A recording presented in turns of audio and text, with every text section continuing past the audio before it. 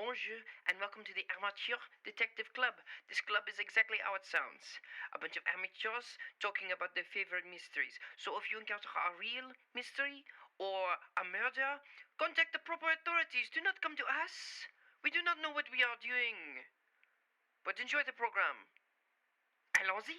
Let us begin.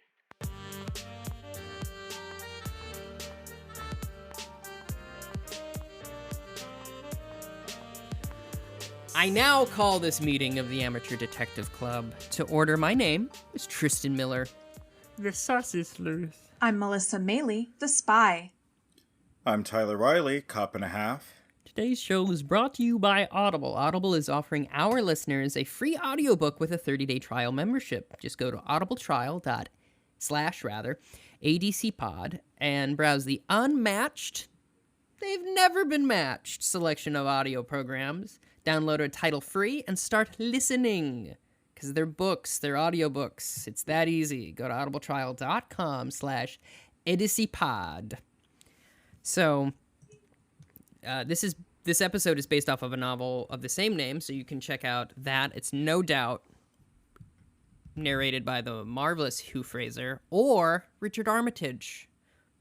There's an Audible exclusive version of A Mysterious Affair at Styles that he narrates. I think I've mentioned it before. Mm-hmm. But they do have a library of just so many books, and I've been burning through some of the quicker ones lately. I just finished How the Internet Happened from Netscape to the iPhone, which was very interesting. Highly recommend that. It's only about 9 hours. Oh. Yeah, it's very interesting. I'm obsessed with early internet, and so that scratched that itch.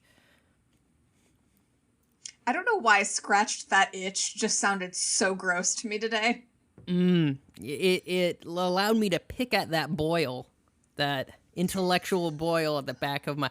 I have intellectual leprosy. Yeah. No offense to any of the lepers, I hardly know her out there. I'm on my third cup of coffee, if you can tell. Yep. Oh, this is an energy. I did not know I wasn't ready for Tristan energy today. But apparently I wasn't. He's front. He's side to side. Take it back now, y'all. All right. How are you two? Different than you, I would say. How many weeks of no caffeine are you on, Tyler? I'm allowed to start back on it. Back on the wagon. Oh. One of us. I did not have time this morning, however, to have coffee. So it is what it is. Irishman. Excuse me? The movie Irishman. That's a very famous part of Irishman. Is that... It was 8 hours long. I don't remember every part. That's fine. I saw half of it. I was watching it as a miniseries, and then I stopped doing it because I forgot to do it. I'll say this. The last 20 minutes are the most important and most interesting part of that, but you don't necessarily need to wade through the rest of it to get the point of the movie. Does that make sense? Yeah, I mean... It's not his best, but it's not as bad as The Departed, so that's good. No, I don't think The Departed is particularly bad. Interesting. The fact that Cameron Diaz is in that movie is so indicative of the time. How nuts is it that Cameron Diaz and Daniel Day-Lewis are in the same movie? That's Gangs of New York. That is Gangs. Yeah, sorry, I made a leap in my mind. The Departed. They both have.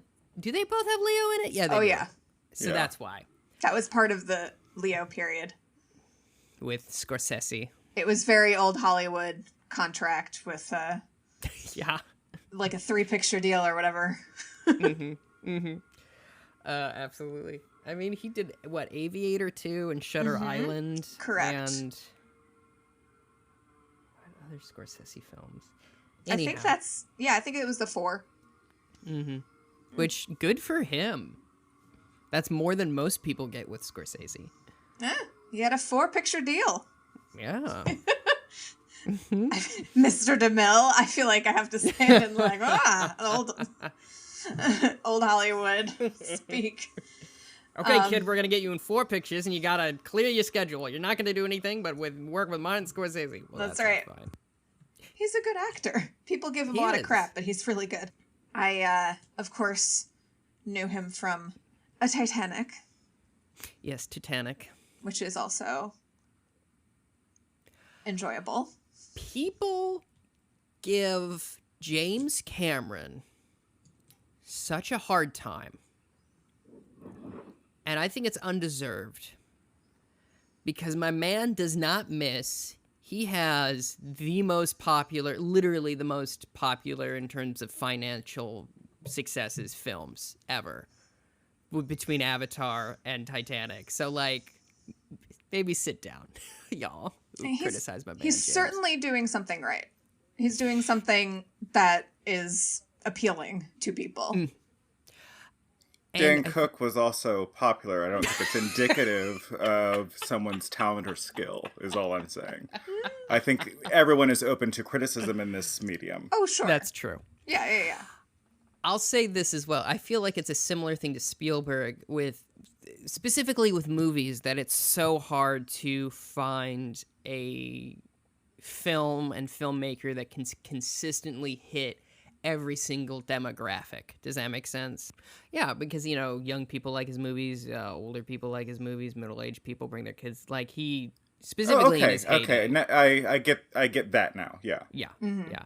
And similar kind of with James Cameron, as much as, like, I think it's like so many people saw it. Like, what's so interesting about Avatar is that we all loved it, and then we all got embarrassed that we loved it so much, and we started ragging on it, at least in my generation. I don't know. Well, I suppose in mine, it was more like we just forgot all about the movie because it's been like over 10 years and they keep talking about these sequels. They've shot most of them. Jermaine Clement's going to be there. I'm excited.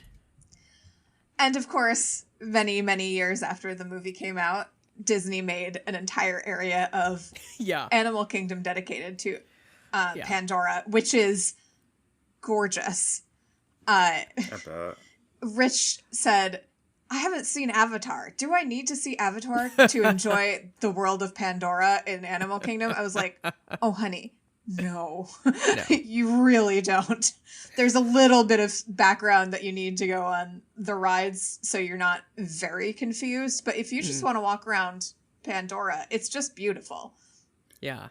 And for such a popular movie, how of you two, like, how many times have you seen it? 1. 4 or 5. Oh. 1 for me as well. Interesting. I don't know very many people who have watched it more than once. The people I know were mostly one and done. My ex-girlfriend was obsessed with it in high school or middle school for her, whatever, elementary. I don't know how grades work because I was homeschooled. Like, we literally didn't keep track of that. It's just like you're 10, or whatever. Sure, okay. But she's seen it like 12 times, and then I had a theater teacher when it first came out, and it came out on DVD. She bought like the original version, the theatrical cut, and then like the extended edition with all the special features. Like, she had seen it like 12 times also. So when it hit hard. The main reason I saw it so many times, specifically in theaters, was we had a dollar theater in my hometown. Oh. And my older sibling Molly and I saw it like twice, and there was nobody there, so we would just chit-chat through it. Sure. Yeah, that makes sense. Which is like rude, but like no one was there. Also, I saw it once in 3D because, you had to. Yeah. I think I also saw it in 3D. Yeah, it's gorgeous. I had a good time. I'd probably watch it again, but I don't know that I'd be like, oh, I really want to sit down and watch Avatar today. That's the thing. Like, like maybe if the trailer of the sequel looks interesting to me, I'll maybe watch it again in like preparation of seeing the film. But I have to want to watch the sequel. Right. Yeah.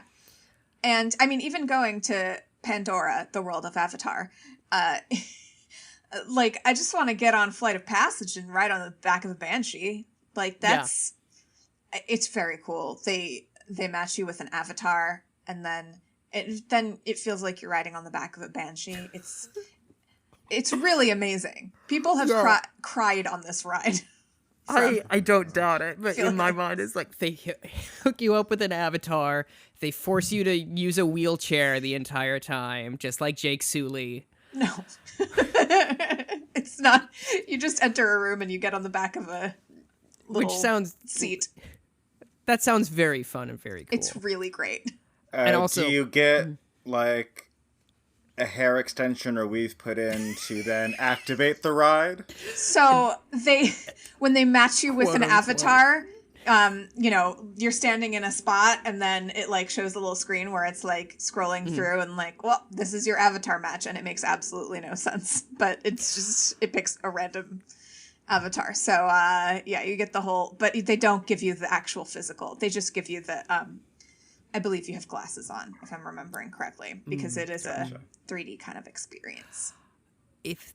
And this is like despicable due to privacy, but like if they were smart, they would upgrade it with a face scanner, and then you would get your face imprinted on the digital copy. Yeah, I can't imagine how much more complicated that would have been to do with the technology. And I just want to go on record by saying that I am not anti-Avatar. I'm just like, okay. Yeah. That's your truth. And I'm here for it, just don't negate my criticisms of Avatar. But now that I've gone on record, this episode begins with a record player turning on. Oh, we're going to go into the details. Can I tell you? And I tweeted this out. This episode wants you to know that it is a movie. Oh, yeah. And not a TV show. And I'm here for it. Yeah, it gives you like the whole credit sequence thing. Yeah. Yeah. And there's no rip to a real one. The theme song is gone. Yeah. I didn't even notice that. Oh, really? Yeah, I don't know. I was in a weird place. Fair. Mainly New York. Let's keep it weird. That's the slogan, we're not right? Austin, all right? Gosh. I mean, Austin is weird, but New York was weird before Austin was weird. But that's their thing. Yeah, I know. Keep Austin weird. I have a shot glass that says that. When I hear that, I only think of Austin Powers. Keep weird. Austin Powers weird. Speaking of, shout out to Texas. Hope y'all are doing okay. I don't know if we have any listeners out in Texas, but like my family? No, probably not. Anyway, so there's a record player and it's playing a little ditty, right? Yes. Interspersed with this song playing, I forgot to Shazam it. It was on my to-do list. But we get these flashbacks of, like, this family and this, like, little girl and her two parents. And one of whom you might recognize from Game of Thrones. Littlefinger is the papa. Yes! Oh my goodness! There's another character later on that I instantly recognized and sent me into a spiral. I'll get to it, though, when she shows up. But yes, it's Littlefinger. And I was like, you can tell as well because he is... His face. I could see his face, and it was familiar. Yes. And the fact that he's desperately trying to hide an Irish accent. Yeah. Sorry. Tyler, you were leading us on not a rabbit hole. We also see flashbacks of a woman writing a letter and also being walked to a hanging chamber. Then we flash to that letter being opened on a train, and the envelope is addressed to Lucy Crail. Mm-hmm. You get the impression that this little girl that we saw in these flashbacks is now a grown woman. Yes. And if you had that impression, you would be correct. Cinema. Because that's what's happening. She meets with our favorite, one Monsieur Hercule Poirot. That's right. To hire him to clear her mother's name in the murder of her father. Yes. So that woman... the murder that happened 14 years earlier. Yes. Mm-hmm. The woman that we saw go to the gallows. And it's upsetting. Yeah. Because they do actually show the entire thing. I was just a bit surprised, to be honest. Yeah. And yes, that's her mother. So Mother? She did hardly know her. Yeah, that's true. Yeah, she was very young daughter.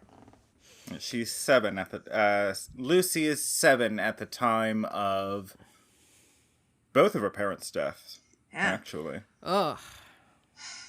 Not a lucky and number she was for sent her. to live with her grandmother. In Canada. Which is why she has an American accent. Yeah, North American accent. Yeah. Which was kind of confusing at first. It was like, what is happening? Because she mentions that they had a vacation home in, I can't remember the town, but I was like, that's in England. So what is happening with this woman's accent? But this scene is really good. Both of they're just, I love David Suchet so much. He is such a fine actor. And he's so good as Hercule Poirot. And it's always so lovely when you get a scene like this where it's just him and somebody else, and the other actor steps up to how good he is. Does that make sense? It does. I liked this scene very much.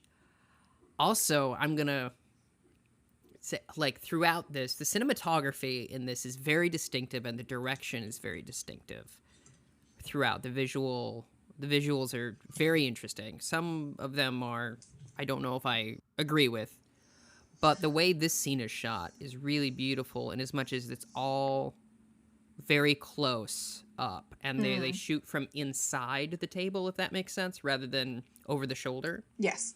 So it's very intimate, and it's really well done.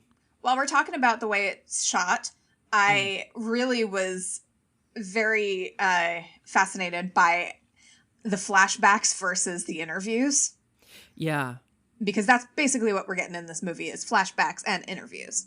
And because they're making the same actor look young or old. Yeah. And it's very warm in the flashbacks.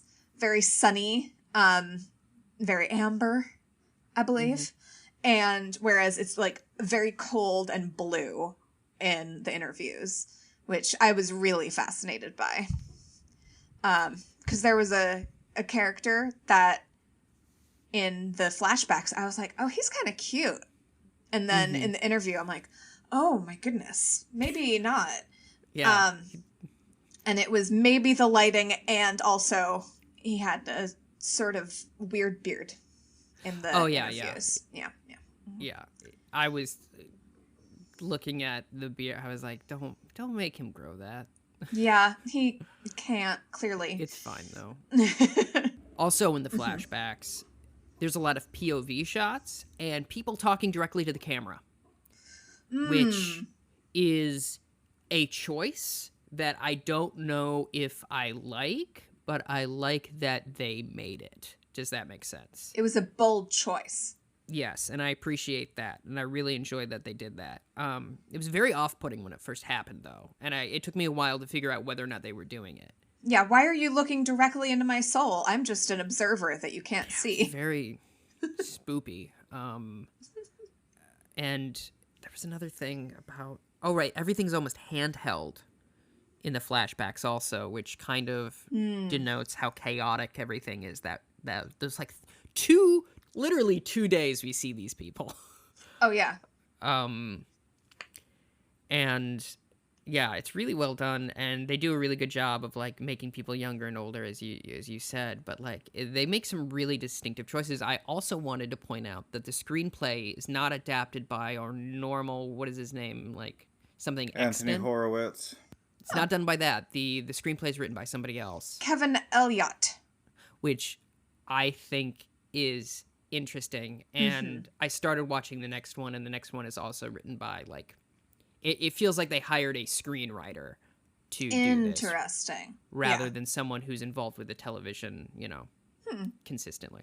So it has a severely different tone than everything else we've ever seen. And I know I'm kind of monopolizing airtime right now, but I also want to say, and I've mentioned this before, it's so beautiful how this show transitions to how television changed. Because that first season is very like 1989 and the 90s. It's very like, even the aspect ratio is different. Okay, yeah. And now we're in widescreen and it's in HD and you can see Suchet's mascara and yeah, this is everything. 2003. Yes. This is when we... Yeah, to put it in perspective culturally, Avatar was 5 years away. No, Star Wars Episode 2, Attack of the Clones had just come out. And like we're in that kind of era of television. I think Mad Men was about to start, and like we were about to enter into prestige television. And Sopranos was going. When last we left our heroes, Poirot had just been talking to Lucy about proving her mother's innocence, right? Mm-hmm. Because she firmly believes that she was innocent, and everyone else seems to think that she was guilty. They originally had thought maybe this was a suicide, maybe he poisoned himself, but all signs pointed to that Caroline Krill was guilty of murdering her husband. So then Poirot starts interviewing all of the people who were there that weekend, that were the witnesses, essentially. Not to the actual crime, but to everything that was going on. We have a Bachelor-style drama going here. Like... Oh, sorry. The Bachelor, the TV show. Oh, yeah. Okay. I was like, he's married, Melissa. Yeah, I know. It makes it worse, right? Yeah, it does. It truly does. This, the husband is an absolute pig. And he was played by the guy who played Littlefinger, which, I mean, he just has that kind of energy, right? Certainly a face for being a jerk, yes. I do not know anything about this man in real life. He's a very good actor, and he plays creepy. Mwah, very well. So first we get... Does he go to the courthouse first? He interviews a couple of the police officers or lawyers that dealt with the trial? He interviews Caroline's solicitor. Yeah, that's right.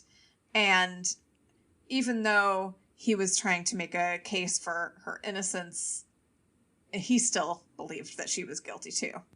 And then we move on to a friend of her husband's. And what was his name, this guy? I didn't catch his name. Philip Blake. Oh, Philip Blake. Oh, they were brothers? The two Yes. men? The two friends? Okay. The Blake brothers, who The are Blake brothers. childhood friends of the husband, whose name is, I have it right here, Amos Crale. Amias? Amos. I'm American. Amias.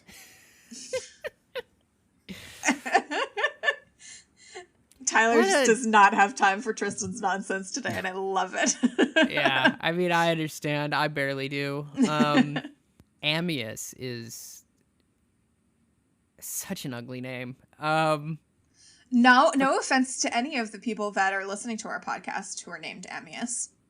No, it's not your fault that you are named that unless you chose it and then want better for yourself. Oh. There's a take. Strong opinions here about the names. Yeah. So we have an interview with Philip, and he says he has never liked Caroline Krill. He tells Poirot it was widely known that Amias Krill was seeing another woman, was kind of a philanderer, or very much a philanderer, who, you know, Hardly know her. goes around, who goes around sleeping with other women and not really hiding it very well at all. No. Is the verb to philand? I think it's philander. Do you know, I used that word, and it's one of those words that I use very occasionally, and I'm like, is that the right usage of the word? Yes. Mm-hmm. Yeah, so, but I Fully on board. gotta use it. I already used it, so here we go. So yes, we get from Philip that he was very mistreated by his wife, that Caroline was really terrible to him, and so he was involved with this woman named Elsa Greer. woman is very generous. This barely a woman is 18 years old. Which is one of the reasons why I'm like, Amyas is absolutely, like, just nasty. He's a nasty man.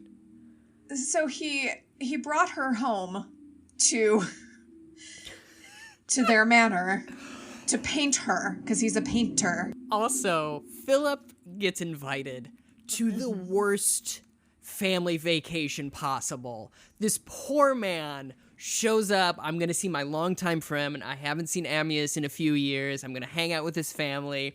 And this terrible energy this whole weekend. I feel for Philip in this moment. Yeah. So we have, just to lay it all out, we have here at this house, we've got Caroline Crail, Amyas Crail. We have Philip and Meredith Blake, the brothers. We have Lucy Crail, the very little girl, who's like 7 years old. We have Elsa Greer, who is sleeping with Amyas Crail.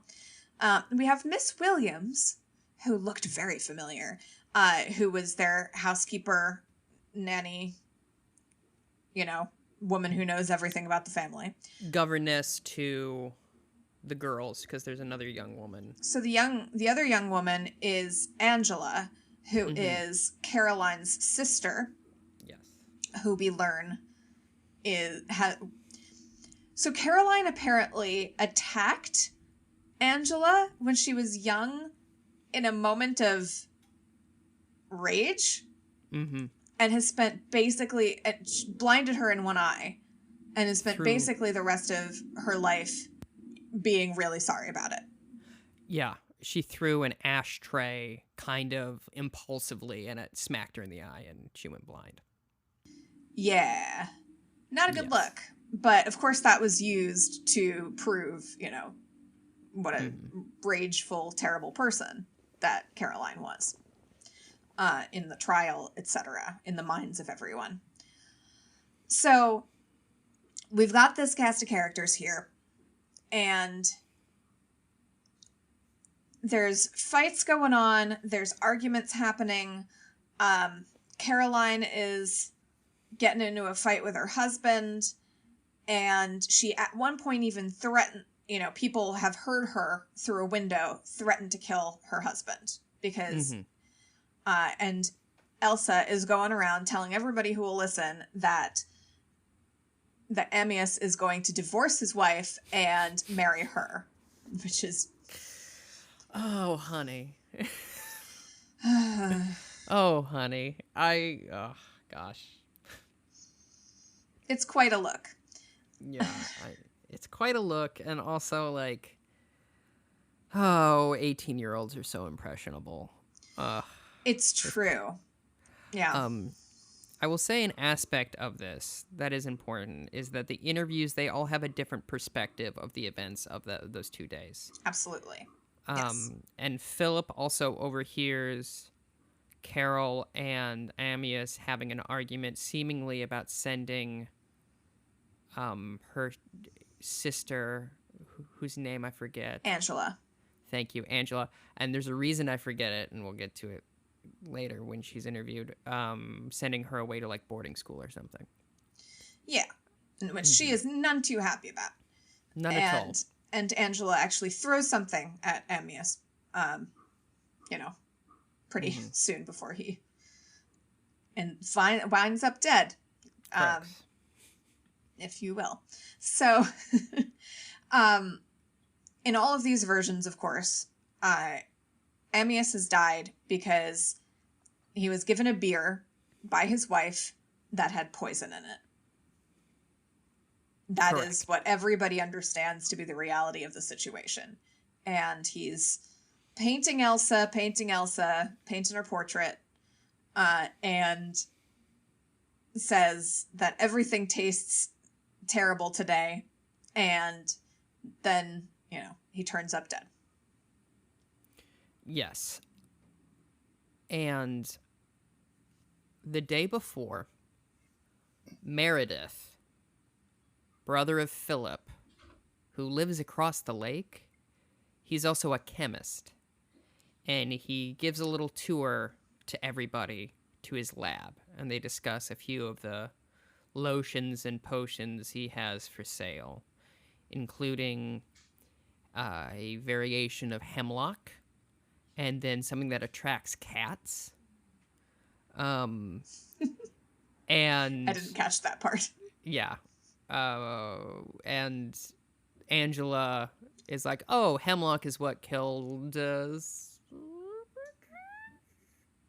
What was that now? Socrates. It was Socrates. Oh, okay. As in Socrates. And then Meredith does this truly heinous thing of reading them the description of Socrates' death. And clearly the only person that's into it is little Angela, and everyone else is like, can we just play Parcheesi or something? Oh, yeah. Elsa is interviewed next. She makes it clear that she's not only curious, that she's only curious, and that's why she'll talk to Poirot. He has written to her and the other members of the family and friends that were at the estate at the time of the murder. She has spent like the last few years getting married and divorced, and has been in the papers as like in like all the gossip columns like for the past few years. Mm-hmm. So life has been kind in some ways but unkind in others. She insists that she was invited to the estate to be painted, and she when is asked to be the subject of this painting, straight up says that, you know, if you're painting me, we're sleeping together. She does, and he says, I thought that was implied. Yeah. So then the two begin an affair. She is brought into the house. Caroline, of course, is enraged by her being there, and has Amaya send her away. However, 10 days later, they reunite and make love. He announces that he'll paint her again, and that he'll leave his wife. She's never going to leave him. As Sally says to Carrie Fisher's character in Harry Met Sally. All right. On the day of the murder, while being painted down by the river. After a row, Amias has Caroline bring him a beer. When she returns with the beer, he sips and says, "Tastes foul. Everything tastes foul today." And he dies. Yeah. She goes... Next, Poirot finds Meredith, who's like playing a record player on some hill somewhere. Oh my god. This man is, number one, a mood. He is in the middle of a field, and he is sitting in the middle of a field with a phonograph just listening to music. And I was like, this is so nuts. And then I thought, like, that's actually like sitting in a park listening to your like iPhone, the equivalent. It's actually not that weird. It's just visually very disturbing. I guess they just had phonographs and they didn't have iPods then. Or your phone, I guess. We don't do iPods anymore. Yeah. Could you imagine Poirot with an iPhone? No. He still wouldn't have one today. Neither can I. Poirot is straight up Android. Could you imagine Poirot with the world's greatest detective, Hercule Poirot, pulling out a Motorola Razr?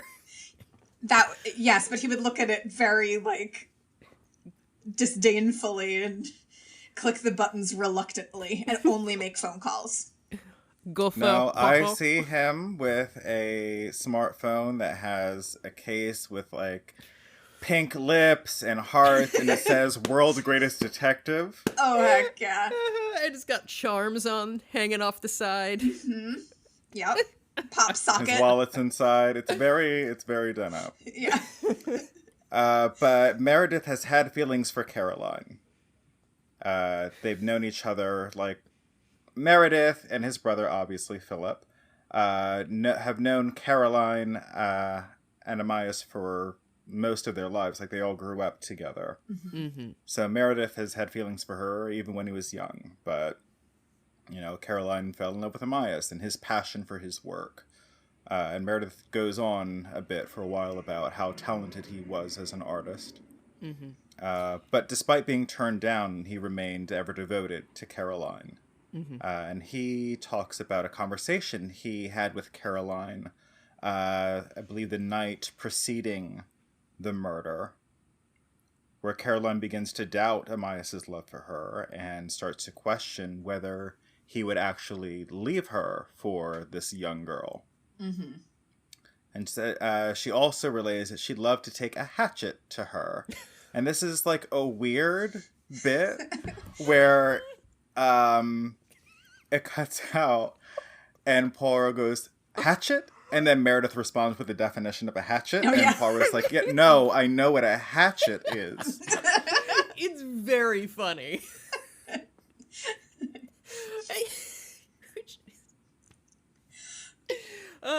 This is also the actor that, Melissa, you were like, the beard was weird. Yes, yeah, because in flashbacks, I'm like, ooh, kind of cute. Yeah. And, but then he acquired some additional scraggly facial hair and was lit worse in the... Yeah, and has a cursed energy. Yeah, unfortunately, yeah. Yeah. It does make him less attractive.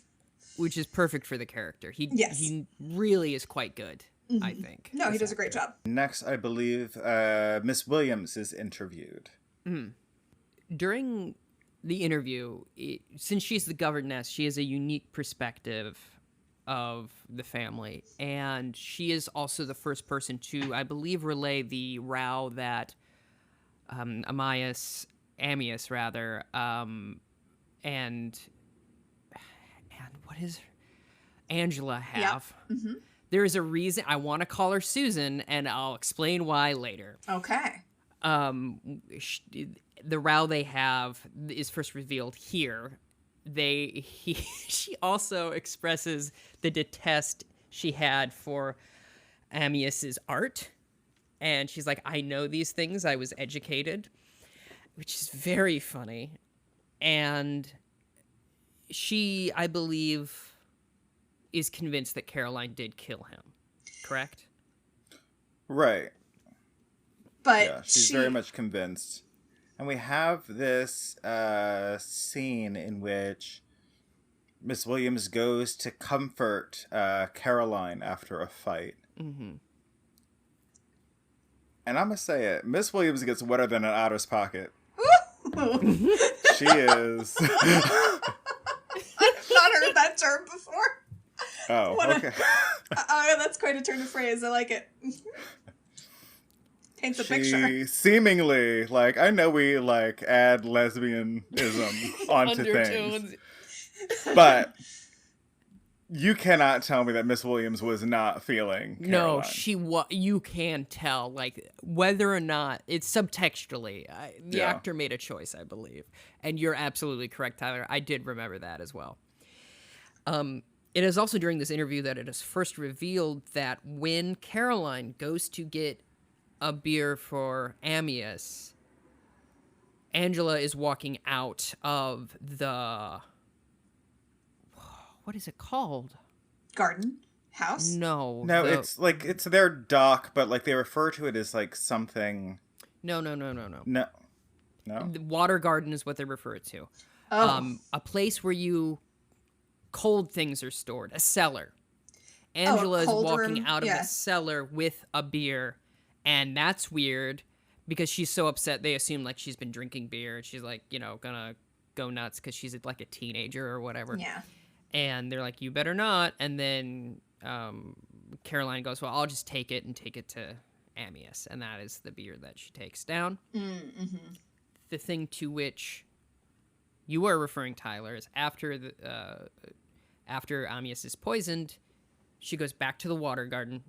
Mrs. Williams goes back to the water garden and sees Caroline seemingly cover up the poison by like trying to get rid of fingerprints on the bottle and being very, very panicked.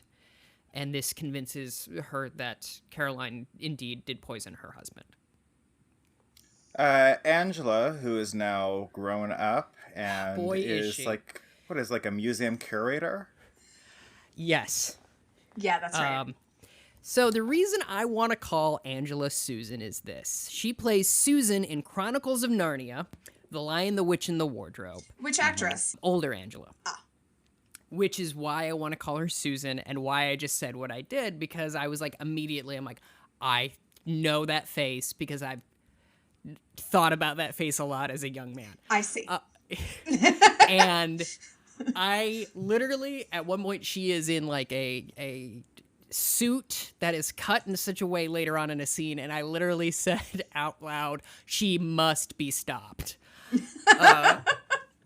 I cannot describe. She's also very talented and very good in this show.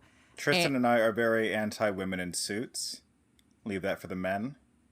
I disagree fully. That's not what you were referring to? No, she must be stopped in a I can't handle this kind of way. She needs to desist. She doesn't need to decease. I was deceased, as the youth say. Mm-hmm.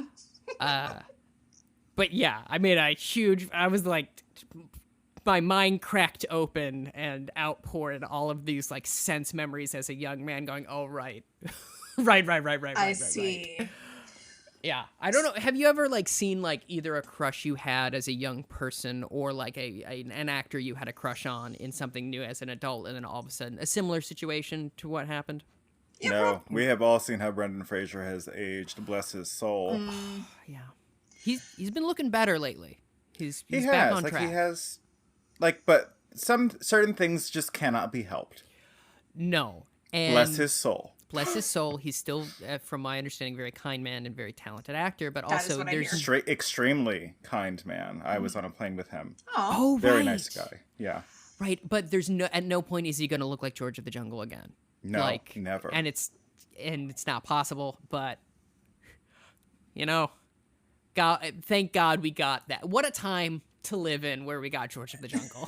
What a blessing. I wonder what my life honestly would have been like without Brendan Fraser and George of the Jungle. Mummy. I know this meme circulates all the time, but like if you were at all bisexual, the Mummy was so important. I saw that and like I understand where they're coming from, but also no. Huh. All right. Well, like not entirely wrong, but not all the way right either. some people haven't seen The Mummy. it stars Brendan Fraser and Rachel Weisz. Well, for those of us on the HBO Max, there is the Mummy collection. Oh. Yes. Well, And you can watch the first Mummy, the sequel, and the spinoff, The Scorpion King. We should watch all three of them together as a group and not review them for a just podcast. for fun. Just for the hell of it. Because we're friends, I swear yeah. to God. But yeah, Melissa, has that ever happened to you? I mean, my biggest crushes as a little girl were Jonathan Brandis, R.I.P. Oh my gosh. I don't know him. He was in Ladybugs. He was in the Ladybugs, yeah. And Sequest DSV. Nope. Anyone? No. And he used to date Tatiana Ali from Fresh Prince. Yeah, that's right. He is sadly no longer with us. And then there was, of course, Jonathan Taylor Thomas, who has basically, he's completely stopped acting, as far as I can tell. Or he's in stuff that I am not aware of. He every now and again will guest on Tim Allen's show. Okay. Now that makes sense. That seems like a weird thing for him to do. But I guess, Home Improvement, of course. Yeah. Yeah. I mean, it's in its last season, Last Man Standing, and boy, are they advertising it on Hulu and letting you know that Tim the Toolman Taylor is actually in the show, and I cannot let the darkness end, please. And then there's... It's a show that Oh, go ahead. Oh, no, it's okay. And then there's, who we were talking about before, Leonardo DiCaprio, who is still in everything. It's not like a surprise. It's not like a fun surprise. It's like, oh, it's Leonardo DiCaprio. He's still here. Sure. He never went away. Oh, no, lies. Amanda Seyfried. Oh. I grew up watching her on All My Children, and we are of similar ages, so I don't want to hear it about people being Oh, no, she is. Yeah, but when she, like, returned and, like, started getting film work, like, Mean Girls was, like... I say, like, don't just because of the timeline and us being the same age, because, like, I'm now referring to her as, like, a teen actress, but I was a teen at the time as well. I just want to make that clear. Yes, I understand. That's always something that's kind of weird and a little uncomfortable. Is like, yes, for example, I had the biggest crush on. I should know her name, the woman that plays Susan in Chronicles of Narnia, and she was like 16 at the time, but I was like 14 at the time, so it was completely appropriate.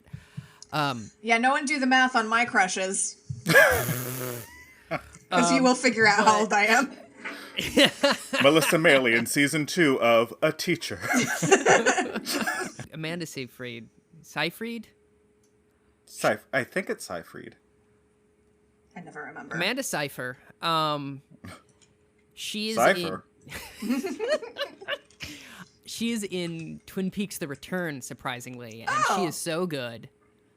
She plays a little part, but she's so good. I really love her career trajectory because she was not taken seriously early on, and then showed up in Les Mis, and everyone's like, "Oh, she's actually very good." Interesting. Anyhow. Just a quick note. Michael B. Jordan as well. Okay. I mean. And fun fact, Michael B. Jordan was Amanda Seyfried's boyfriend on All My Children. Oh. So that is your mummy, fun. is what you're saying. That's my mummy, yes. That's. Are you my mummy? Get me Yes, in the middle of that. My favorite thing about Michael B. Jordan is the fact that he has to go by B because Michael Jordan is in SAG because of Space Jam.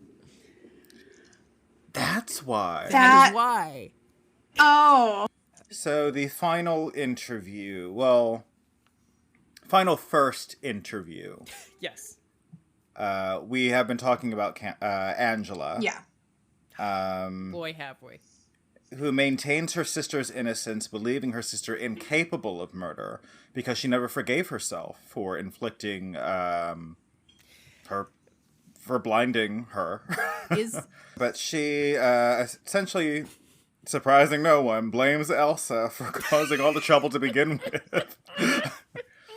And as we know from the other accounts, she had a very strained relationship with Amias, and there was, talk of sending her away, and she wanted to remain with her sister. Right. Yeah, and that he was the one who wanted to send her away, and so she threw something at him. Yeah. It also puts into perspective because Angela at the time is like 16 or something, right? Yeah, she's like a teenager. Yeah, and Elsa is 18. So you have these two teens, but like their lives are so different. I don't know. It really puts into perspective like how much of a dog Amias, Amarello. Yeah. But I mean, like, people are also just different. Like, my sisters are like a year apart, and like they couldn't be more different from each other. Sure. Yeah. Sure. Yeah. I mostly like if there was like, if I was fooling around with an 18-year-old and there was a 16-year-old like in the same like friend group, like, or like around, I could not, like, that's just terrible. Yeah, I don't know. It's vile to me. I don't know. It just ugh. Oh yeah, I don't dispute that at all.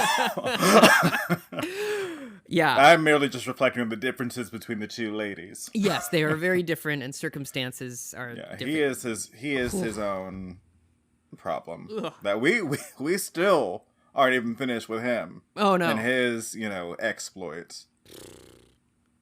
Shall we jump into that now? Yeah. Yeah. So we go back to. Oh, go ahead. Before we do. Yeah. Angela received a letter from Caroline. Yes. Oh yeah. Where it is inferred that she is innocent. It's never overtly stated, but it is inferred. And Poirot has this now as a piece of evidence, and he finds it strange that Caroline didn't come out and just outright say it. If she was innocent. So now we return to the summer home. Amias was revealed to have had quite the friendship with his friend Philip, which caused a lot of issues with Caroline. Yeah. Because there is a night in which Mrs. Williams had referred to where she saw... No, Angela. Angela said that she saw Caroline leaving Philip's room late one night with a very strange look on her face as she left. Yes. And she implies that she thinks that, you know, the old adage of there's the thin line between love and hate. There might have been something between the two of them. Mm-hmm. Yeah, Caroline and Philip. Yeah. Yeah. But that was not the case. No. Caroline attempted to seduce Philip, but Philip was not interested because he was messing around with his buddy, Amias. Since childrenhood. We love to see it. You love to see Agatha Christie's gaze. That's or was it just boys being boys? I mean... There's an interesting moment with Philip here because Poirot confronts him kind of about it, and he confesses his relationship with Amias. And he initially tells a version of Caroline coming to him in the middle of the night where she's really distraught, and then he goes, wait, that's not what happened. Then he confesses his relationship with Amias and says that she, you know, confronted about him and thinks he's disgusting for it. And he starts crying, Philip does, and then he immediately switches it off. It's very disturbing. Mm. He's, like, crying fully, like, in his feelings, feeling so much remorse. And then he goes, well, we better get on with it, right? And I'm like, is this man a sociopath or just British? I don't know. So, Philip is gay, or at least into men, at the very least. Yeah. We don't know. We don't know. You never just sucked on your bro's neck real quick? Because that is in the flashback. I was like, are they implying what I think they're implying? And then they do have that shot, and I was like, ooh. Some friend you is. I said, young man. But off to the land of Arendelle, where Elsa regales us once again with... have been sitting on, like, how are we gonna get there? Thank you. Gotta get a Frozen joke in. But I was prepared to let it go. I don't get it. So Poirot was like, hey, so just Meredith Blake said something in his interview that made me want to ask you, did he ever make a pass at you? And she says, actually, yes. Right after the funeral or after the trial or something, he did say something gross to me, and I said, no, thank you. Go away. He said, and I quote, you know I've always had special feelings for you. Like he's 12. And she goes, and Poirot is like, were you disgusted by this? She goes, no, I almost laughed in his face. And her reaction is, oh, please do shut up. Which is so harsh, but very funny. Now it's time for a break? Yes.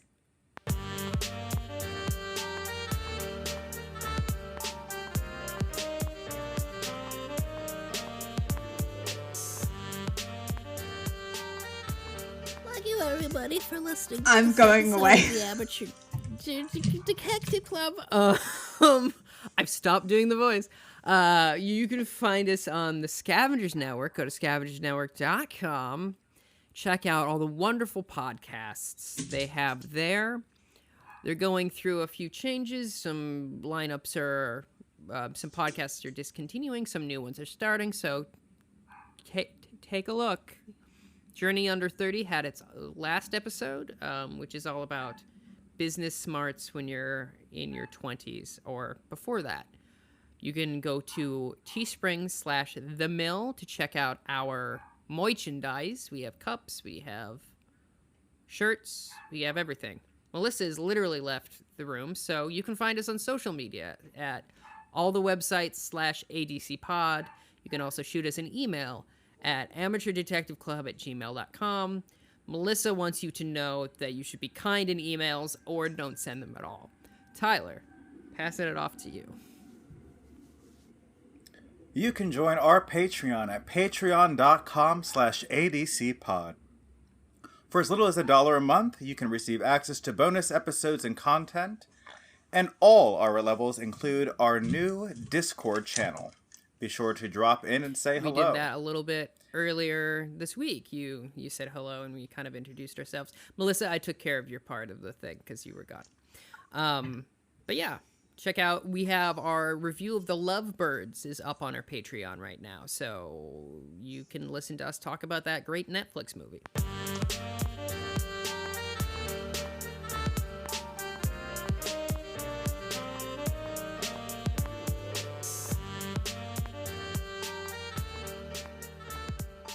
And we're back at the house, and it's very dramatic. Lucy, which is, by the way, the reason I knew she was Susan from Chronicles of Narnia is because she says Lucy, and I was like, oh, I know that voice. Ha! I caught you. But Lucy goes back, and everything's covered up in drapes, and it's all very dramatique, and Poirot is there, and he goes, thank you so much for doing this. It's for the best. People arrive, including Elsa, who he thanks very much for showing up. And then they go into a literal parlor. For a literal parlor reveal. Yes. And... yeah, I didn't take too many notes in this except for, like, actual... Sure. So he first gets into turning to Angela and says, you hated Amicus, and because you were bringing the beer out of the cellar, then, you know, your sister saw you with that and was like, oh no, she got into the poison. You know, the Meredith Socrates story really piqued her interest, and she poisoned it, and she doesn't want to go to boarding school, so she poisoned that beer. And so I have spent my entire life trying to make up for the fact that I blinded her when we were younger. You know, Poirot asks Angela if he can read the letter that her sister sent to her, if she would read it out loud. And nowhere does she say anything about who's actually guilty, but basically it says, like, listen, it's a give and take kind of thing. You know, sometimes we pay people back in different ways. Truly, I am at peace with this, et cetera, et cetera. And so what it sounds like was she thought that Angela had poisoned Amicus and Ammius, and that she was happy to take the fall for her sister. Yes. And an interesting point of note is that Angela, due to the traumatic nature of that day, does not remember a ding-dang thing about what happened. And as Poirot is going through all of this, she slowly begins to put everything together. And also, interestingly enough, she did not poison the beer, but she did add the thing that attracts cats to it, just as like a prank, because she was mad at him. And that's what she was doing in the cellar. Yeah. And she was like, oh, that was all that same day. Because at one point, you know, someone had broken in, pardon me, to Meredith's laboratory and taken a little bit of the hemlock and then apparently the catnip thing. And so it seems as though Angela has indeed killed Ammius for a moment. But Angela is like, no, I really didn't do this. Yeah. And he says, he turns around. And quite sweetly, Mrs. Williams goes to Angela's side and defends her. It's a very nice moment. Poirot turns around and says, nope, because you didn't do it. But that is what Caroline thought. But based on everything that has been going on and the argument that they actually had, the actual argument that Caroline and Ammius had was, listen, I could kill you And he's like, no, you can't. But that was actually them making up. Yeah, and then they smooch.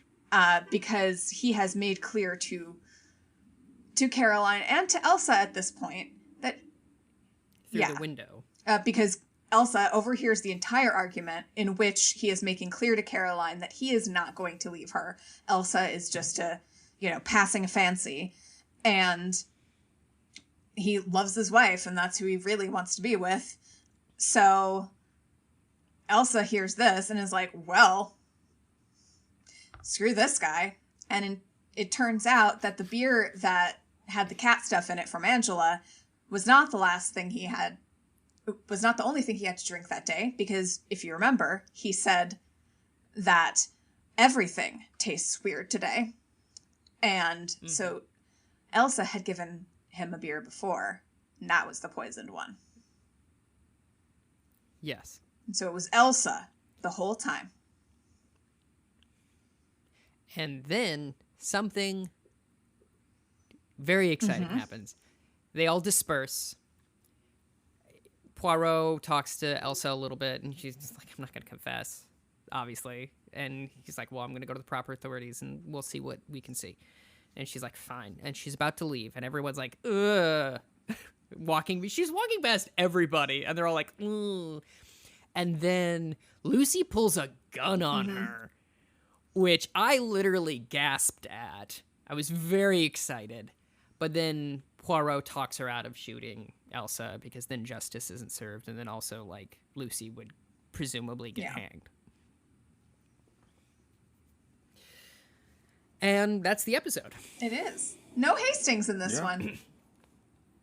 No Hastings, no Japp. No Lemon. Just Poirot. Nope. Just Poirot. I think that maybe not the entire season, but I think that's going to be pretty commonplace from here. I mean, a lot of the books are written that way. 9.5 out of 10. I loved this movie because it felt like a movie, and it kept me engaged the entire time. I also, despite it being obvious in retrospect, did not put it together until Poirot told me, which at this point, 9 seasons in, is kind of rare. I was talking with a friend recently about a twist that happened at a very popular show that to me seemed obvious but took a lot of people by surprise, and I'm like, it's because I watch so many mysteries. So, I've had a lot of things ruined that way. However, this I did not see coming. I actually thought it was indeed Angela. So when that happened, I was like, ha-ha! And then I was like, oh no! And then the gun got pulled and I was like, ah! And so like the last 5 minutes were like really, really engaging. And the whole time, like the cinematic choices, all the performances are phenomenal. And once again, how it's transitioned into this period of prestige television is really beautiful. And I really enjoyed it, and I would probably watch it again and pay attention to it, as opposed to like some other episodes where I'm like, I'd watch it again, but I'd be on my phone all the time. So 9.5 out of 10. Well done. For me, it was a 3 out of 10. I liked the performances a lot. The cinematography and the direction did not work for me, but I understand where you're coming from, Tristan. It just was a lot of what took me out of a film called The Gentleman, like the way that the flashbacks work. And for me, the breaking of the interviews was inconsistent when flashing back to Poirot and conversation with them. And yeah, it didn't pick up for me until the gay stuff started happening. I think that's what bumped it up to a 9.5 for me. And I remember just thinking of it's movie-like quality, and I remember just thinking to myself when watching it with a friend, it was just like, I would have walked out if this was a movie. Interesting. Like if I was in a movie theater or watching this, I couldn't. All right. I'm going to give it an 8 out of 10. I also really enjoyed it for a lot of the reasons that Tristan said. I thought it was a really good representation of a classic murder mystery genre. It was easy to follow. Weirdly, I thought I knew who it was beforehand, not because I deduced it, but because I thought maybe we had read it, but I knew we hadn't read it. It was very strange. But for some reason, I was like, oh, Elsa did it. I don't know where that got into my consciousness, though. Intuition, that's right. Mm-hmm. I figured it out. Intuition. But yeah, I had a really good time. The end of the episode doesn't end. It ends with this beautiful mirroring of the opening shot of the young girl, because Lucy goes through the same doors, and then it like transitions back into that first shot, and it's really beautiful. But I understand what you mean, Tyler. Like, if it doesn't work for you, it doesn't work for you. And I'm curious to see what the book's like. Yeah, me too. I unfortunately know some differences already. Okay. Yeah, unfortunately. I think so. This averages, what does it average? Like a 6 or 7? Somewhere in there. Between the three of us? You said 9.5 to 8. Yeah. So it's a toss-up whether or not you like this. Are you more like Tyler, or are you more like Tristan? Leave a comment below. Tweet at us your response. Oh my god. Which detective are you? I'll make a BuzzFeed quiz. No. I'm gonna make a quiz maker. Ooh, that's fun. I hope to not offend you two with the question. You probably will. I was like, how horny are you? Is gonna be. I think you underestimate how horny I am. No, okay, I don't, enough. And that's the trick. It's gonna be a trick question. You overestimate how horny I am. I don't think I do, Tyler. We've had extensive talks about how much you prefer a handshake to a hug. So next week on the program, we will be talking about this program, Agatha Christie's Poirot, Season 9, Episode 2, Sad Cypress. Eleanor Carlyle seems to be the obvious murderer of her ailing aunt and the beautiful romantic rival who broke up her engagement, but Poirot uncovers darker motives. Here comes the black people. I love it. I love the name Eleanor. It is my favorite name. Hardly. Me too. Oh, and I love how Ted Dances says Eleanor correctly in The Good Place, because there is a right way and a wrong way in my estimation, being from the Midwest. I see. You don't like Eleanor? Not as fun. Not as pleasing. Oh, see, I like it better. Eleanor. And with that, we done. I call this a meeting of the Amateur Detective Club to a close. Gavel sound. Butt soup. Oh yeah. I've.